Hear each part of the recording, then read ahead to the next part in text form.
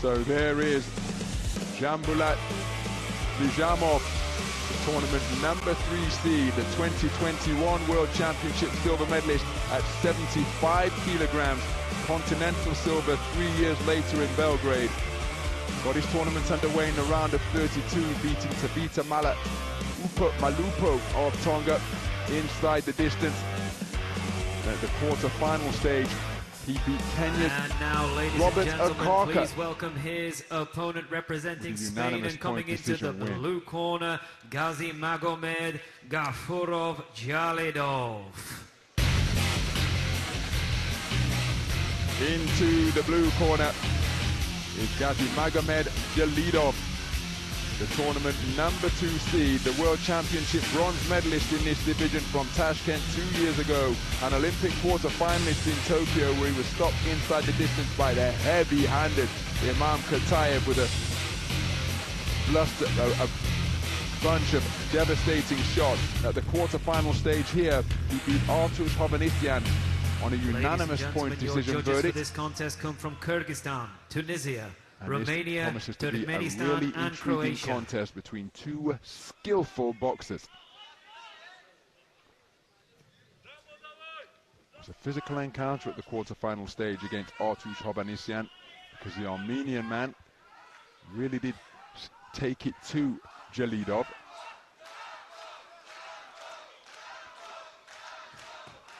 So who will be going through to contest World Championship gold against the Mataliev of Uzbekistan? This is the semi-final that will determine the outcome of the second finalist. It's a contest between boxers from Russia and Spain, an all-orthodox affair between 2 tall, highly skilled, highly accomplished light heavyweight boxers. The man wearing red, who just dropped down with a jab to the body, is Dzhambulat BIZHAMOV, 24 years of age.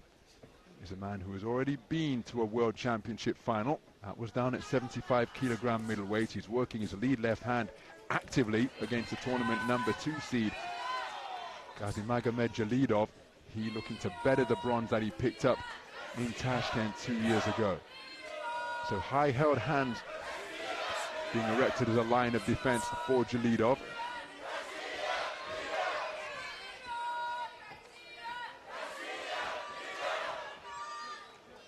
JALIDOV just seeking to creep forwards atop the canvas, but darting around the ring and shooting out a rapid-fire left jab is BIZHAMOV. That's a good right cross to the body, dipped his knees and drove it in like a spear to score without reply. Right hand attempted to the body was a hook from JALIDOV. 2-shot salvo was short. JALIDOV looked to counter. Looking for the check left hook and then whipping out a right hand from the shoulder is BIZHAMOV. And he's working that lead hand with terrific accuracy, dropping it down beneath the left elbow of JALIDOV for a scoring shot. JALIDOV has yet to find his range. As I say that, he lands with a clumping left hand, kept the attack going for a 2-phase attack, finishing on a right cross. An attempted right cross, catching JALIDOV on the shoulder. Excuse me, catching BIZHAMOV on the shoulder. And now, just around the minute mark, it's as though JALIDOV has begun to find his distance. Minute remaining mark, that is. So dipping beneath the incoming jab was BIZHAMOV. Right hand over the top from BIZHAMOV, landed cleanly.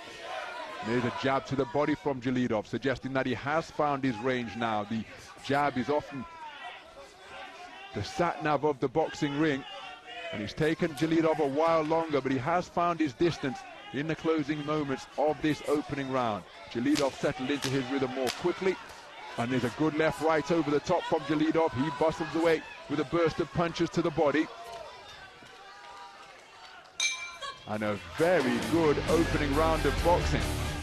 It was a kind of absorbing round, that, really, because a lot of the time they were missing by such absolute fractions, and you looked at the the defence is on display there. A lot of it was done with the reflexes. A lot of punches thrown there, and due to that, actually not that many of them got through. And I make you right, I think towards the end there, JALIDOV just began to lock on a little bit more, and a lot of the reason why a lot fell short there, I think, is because technique-wise, these two guys, they don't chase it if it's not quite there. They're not going to reach and lose their balance. They're going to hold their position, get those gloves back and go again. So there wasn't much in that, really. BIZHAMOV towards the end of the round did land 2 or 3 good shots himself, and in a round where so little really is landed, it's... Seconds out. I wouldn't like to say, to be honest with you, what the judges will necessarily do with that. We'll get a look at it in a second. I might just favour blue, but I can see red. Round 2. It was a very active start to the opening round from JALIDOV, who was born in Dagestan, remember, from BIZHAMOV, but the man in blue was born in Dagestan, relocating with his family to Spain. But the active start to the first round by BIZHAMOV was based principally off his straight punches, darting jab, stiff crosses to the body.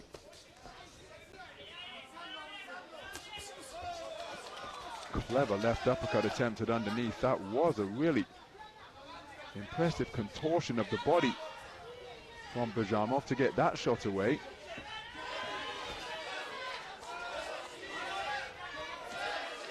And again, both of these men, light heavyweight boxers in the 80-kilogram division, but their statures are so different. The manner in which they move is so different. And attempted counter not too far away. And then a 2-shot salvo downstairs to the body from BIZHAMOV. But again, it's one of the wonderful things about this beautiful sport of boxing. It's a weight-governed sport. So both boxers are going to be within a range to compete against one another, but the different statures, the different personalities, the different approaches and psychological mindsets mean that this sport, check left hook is a scoring shot, celebrated with a shimmy of the feet from BIZHAMOV. Back comes JALIDOV with a 2-shot salvo.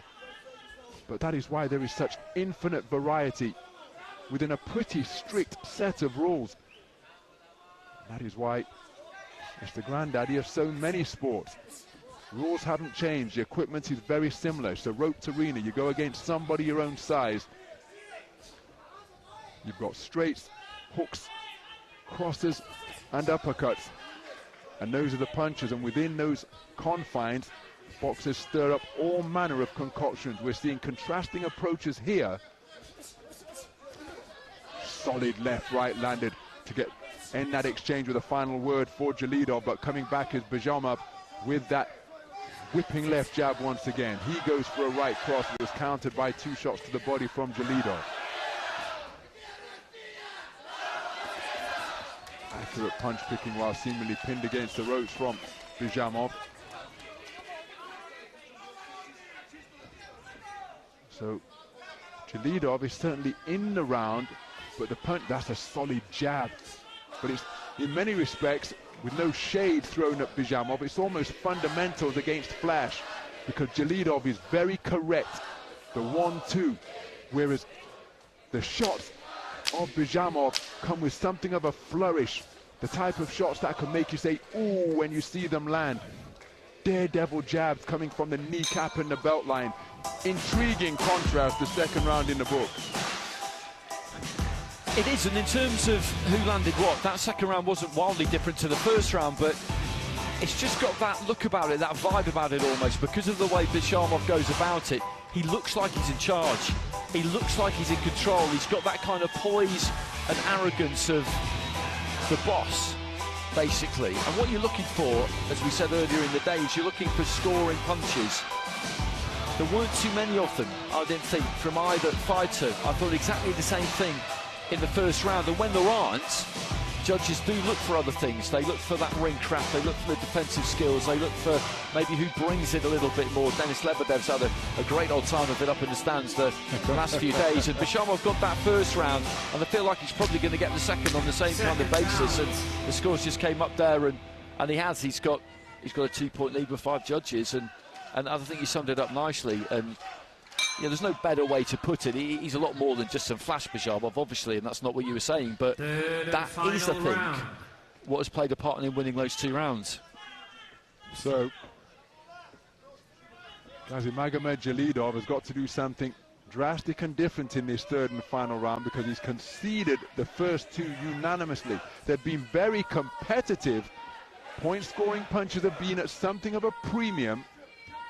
He's been in the rounds, but clearly for the judges, he's not been doing enough to win the rounds, and that is why he's trying to pick up the pace here. Coming forward behind a jab and cross, waiting for him in the corner before skitting out to his left and snapping out a jab, which he's then just extended to the body, is BIZHAMOV. And again, at this type of distance and at this type of tempo, BIZHAMOV just managing the clock here. But remember, we are in the 80-kilogram division.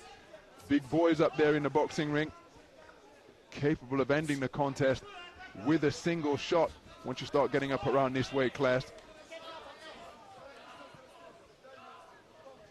So BIZHAMOV just changing his feet, walking forward to briefly operate as a left-handed boxer, leading with the right leg, bobbing and weaving after attempting a 2-shot combo to the body was JALIDOV. Crossed arm guard being attempted now, and utilized very effectively by BIZHAMOV, as he was able to swivel at the waist to avoid the incoming fire. Snakes out a right cross which finds the target. And the man in blue, the onus is on him to try and do something different, as the physical chess match, the fistic game of Tom and Jerry continues atop the canvas of the boxing ring. And there's been no appreciable increase in the tempo. It's very intense, the concentration level's absolute, and this daredevil approach that BIZHAMOV has, which sees him leaning back and weaving away from punches and then just cuffing his man with shots from around the belt line. It's an intoxicating style to watch, because it's almost as though you're observing a high wire act. JALIDOV, as he gets hit with a 4-piece combination in between his high-held hands, nothing on the punches, but there's enough force to render them as point-scoring shots. And JALIDOV, well, he's got to be careful he doesn't just follow his man around the ring here, because again, he's running out of time in which to land the finishing shot. Now he needs a 1-shot KO. There was a solid shot to the body, but this has been a masterful performance for my money from Dzhambulat BIZHAMOV, because he has really lowered the tempo to his own pace and controlled that one very effectively indeed. Ladies and gentlemen, your he did, he absolutely did, and we got our first look at him, didn't we, in Serbia 4 years ago, and he was in my ring and I was raving about him all the way up to the final, and he did manage to win that final against Yoenis Hernandez, I think it was, of Cuba, if my memory serves me correctly. But 4 years on, he's up in weight and he is a formidable operator, because he can punch. He can punch hard when he wants to, but with that performance he chose to use his defensive skills really to dominate the fight and control proceedings, and it was impressive to watch. Gentlemen, the winner of this contest via unanimous decision, and now heading into the finals. In the red corner, representing Russia, Dzhambulat BIZHAMOV. He's a popular winner and the tournament #3 seed. Gafurova JALIDOV. Dzhambulat BIZHAMOV goes through to contest his 2nd World Championship final. It's the 2nd consecutive World Championship bronze for Gazimagomed JALIDOV, testament to his standing as one of the very best boxers in the world. Outstanding accomplishment once again, but against Dzhambulat BIZHAMOV, as he's receiving the hard-won prize of that beautiful bronze medal and a check for $750,000. Excuse me, $75,000. I've added a zero. That would have been something. And the $8.23 million prize pot would have gone a lot less far. But it's $75,000 US for Gazimagomed JALIDOV as he exits the tournament, exits the boxing ring. And it's a good job being done by him and his team to return him to the podium for the 2nd straight games. Absolutely. Absolutely, that level of consistency is always really difficult to achieve because these competitions are very, very difficult. To make it through to the business end with regularity,